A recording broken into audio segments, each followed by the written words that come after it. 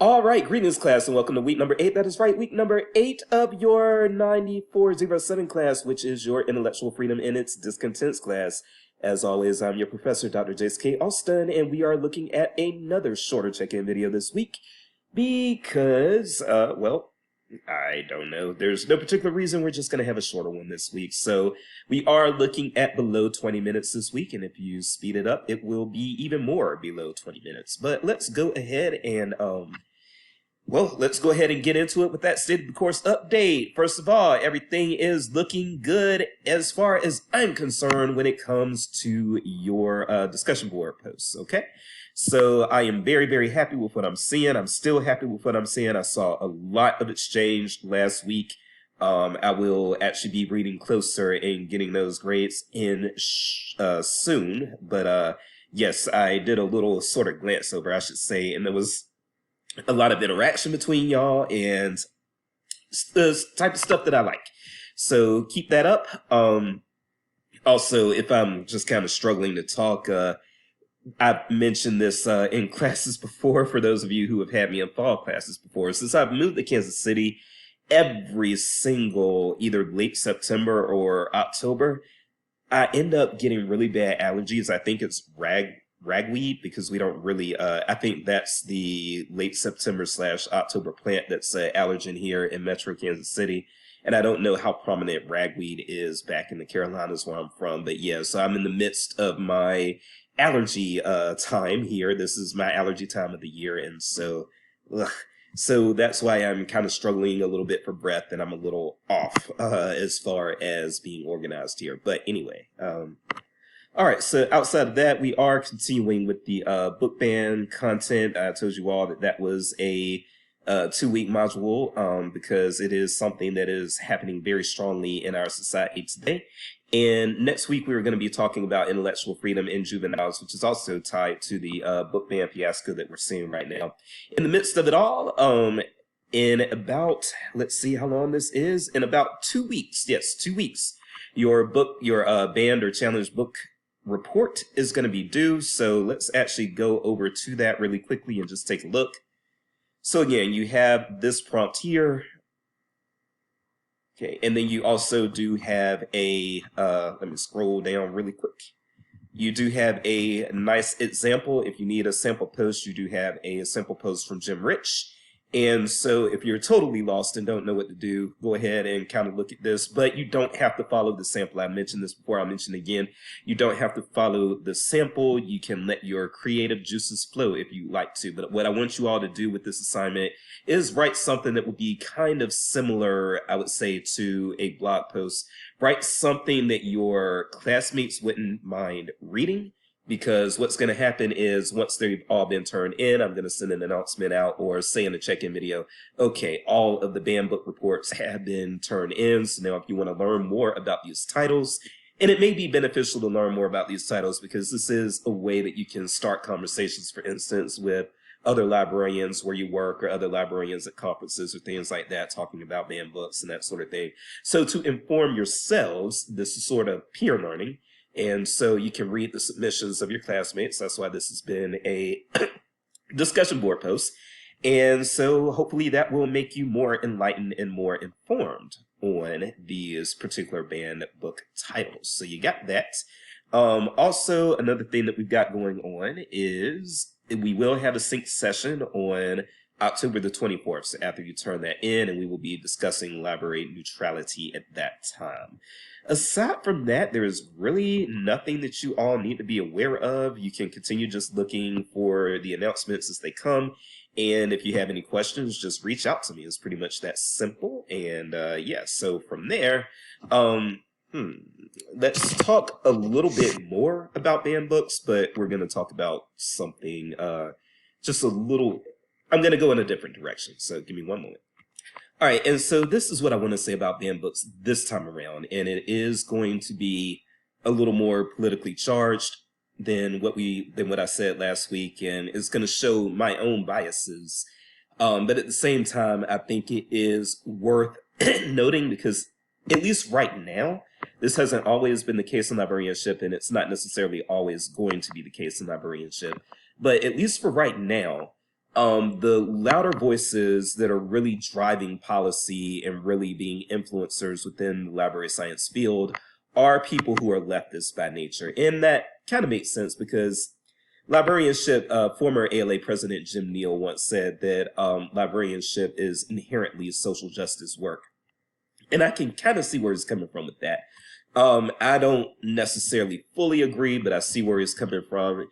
And it's hard for me to disagree. But what I would say about that is that, all right, so yeah, Dr. Jason's going to soapbox a bit. I feel that there are some good things about librarianship being so slanted to the left, or so slanted toward being more of a liberal profession, at least among our loudest influencers. There are some advantages. I think that the biggest advantage is that it does help libraries continue moving forward and adapting to change. I think that when you have liberal people a lot of times like new approaches and fresh approaches and keeping up with the times. Not saying that conservatives don't, because I'm sure there are people who are conservative in this class too. And I'm more center left. I'm more moderate. I'm moderate left. I'm not, let me put it this way. I'm more of a Clinton Democrat than I am a Bernie Sanders Democrat. I'll put it that way. Okay. But having said that, I do feel that, yes, one of the things that's going to keep us relevant is to always honestly have a supply of workers who are keeping up with the times and wanting to be innovative and not necessarily being stuck on the same old approaches. Now, the drawback I feel, or one of the drawbacks I feel to our field being so liberal right now, is that we are also in times. So, and this is a change that I feel I've seen within the last 15 to 20 years. This is recent, but in my opinion, at least, and you are free to disagree. You may disagree. That's what this class is all about, because I'm just sharing an opinion right now. So you can go ahead and disagree in the discussion board prompts if you'd like, in the fun stuff or in any other area where it's relevant. I feel that when I was younger, like circa 2005, when I graduated from college, I feel that the right was trying to remoralize society. You know, no gay marriage was something that they were on at that time. And then there were a few other things that they were tying to morality. And I feel that at that time, the right was attempting to pretty much ingrain right-wing evangelical Christian morality into the fabric of the country, right? I feel that that was what was happening in, you know, circa 2005, circa 2000 to 2010 even. And I feel that the left, on the other hand, was actually more live and let live. You know what I'm saying? I feel that the left was not as judgmental at the time, that the left did not think that, no, you should think this way, no, you should think that way. And during those times, I feel that the left was more so, hey, as long as you're not hurting anyone, we're cool. And now I feel that both the left and the right are trying to remoralize society. Something happened with, first of all, let's get one thing straight. That term woke was appropriated. The term woke does not mean inclusivity. It does not. Black people have been using the term woke for decades, and it has never meant inclusivity. Actually, it meant pretty much something that was the opposite, because when you talked about being woke in the Black community before that term got appropriated a few years ago, you were really talking about being informed on a level of Blackness that even a lot of Black people were not getting to. And now the left has appropriated the term woke and made it mean inclusivity and made it mean something that it does not mean. But in that culture, this quote unquote woke culture that you see just kind of emerging on the left, it's also a culture that I feel is attempting to remoralize society the same way that the right used to, or still does. I think that now both the left and the right are trying to remoralize society. And this, I think, could eventually pour more into book banning and book challenges as well. Now, let's make sure we get one thing straight here. The left has not historically been innocent on the whole let's censor books thing. Okay? The left has tried, people on the left have tried to have, for instance, To Kill a Mockingbird banned or challenged in several cases because of And also Huck Finn. Huck Finn is another example. Those are probably the two best examples. Huck Finn and To Kill a Mockingbird are both stories in American fiction where the left attempted book challenges and succeeded in book bans on these every now and then because of racism and because in racist terms being used in the books. And then also with the case of To Kill a Mockingbird, also there were arguments about white saviorism being an issue and banning To Kill a Mockingbird or challenging To Kill a Mockingbird because of the white saviorism. Now, what we're seeing right now is more so the right wing trying to ban and challenge books that are, dealing with race or dealing with LGBTQ plus issues. But I do think that, the right has always had this agenda of trying to remoralize society, right? And so really the book ban thing it's par for the course when you have that mentality. And so here's what I worry about. I do worry that the left, because now the left seems even more concerned about challenging it. I mean, not challenging and banning books, sorry. The left seems more concerned about remoralizing society now, making sure that, for instance, people aren't slut shaming and fat shaming and all of these things. And it's good. It's good to not do those things. But I'm just saying we are tying now morality into it, even to the point where, and I was looking at this the other day, and it had a lot of positive comments on it. There was a young woman, a Gen Z woman, who was she was eating a sandwich.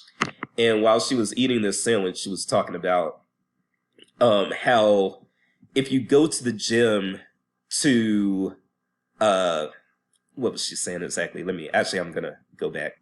Okay, yeah, so she was saying, and I'm not going to link to her video because I'm not trying to give her any sort of clout or any sort of shout out, but she was saying that if you are working out and going to the gym because you want to not be bigger, because you want to improve the way your physique looks, then that's actually fat phobia.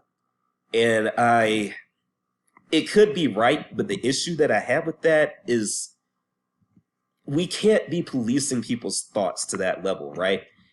If somebody wants to go to the gym because it helps them lose weight and look better, and it's not just, she was saying that if you're going to the gym for your health, that's fine. But she was saying basically if you're going to the gym for your looks, you're wrong. And I completely think that's nonsense. Because even though, yes, it may be fat phobia to want to go to the gym to slim down so that you can look better, but also we can't police people's reasons for going to the gym, at least not in my opinion. If you want to go to the gym because you think that that's going to slim you down, do it. And nobody should be policing you wanting to look better or wanting to have an improved physique. Nobody should be policing that. Nobody should be saying, well, it's fat phobic if that's the reason you're doing it, and you should only go to the gym for your health and not for your looks. That is, in my opinion, a far leftist remoralization attempt of society, and it was getting traction. And I say all that to say, and this is like one of the best examples that I found of that, but it's not the only example that I found of this sort of thing, of the left really trying to remoralize society and saying things like, hey, don't work out for your looks. That is morally wrong because you're being fat phobic. I think that we have to let people live and let live if they're not hurting anyone. And so if somebody is on the elliptical, just kind of working out, but they're not hurting anyone, but they are working out because they want to lose weight, let them live and let live. That's how the left used to be. And I don't know why we're not there anymore. But yes, as long as we're not there, then yes, we are going to have an issue with people on the left trying to ban books eventually, and challenge books eventually. It's going to happen. As long as your objective is society's moralization and you want to tamper with that, yes, you are likely to at some point be somebody who supports a book ban because you think that the book in question promotes or encourages flawed morality. I think that's how it's been on the right for a long time. And I think that's how it's going to be on the left in the future. I'm proud to be a moderate, y'all. So I will just leave it right there. Like I said, we're leaving it under 20 minutes, and so we need to stop now. So I am Dr. Jace, and I feel that trying to remoralize society, whether it be for the left or from the right, is something of a disgrace. Let people live, let people be, so long as they're not hurting anyone. All right, I'm out. By all means, respond to what I said. If you take any issue with it, it will not affect your grade at all. In fact, I encourage dissent. All right, have a great one. I'll see you all next week.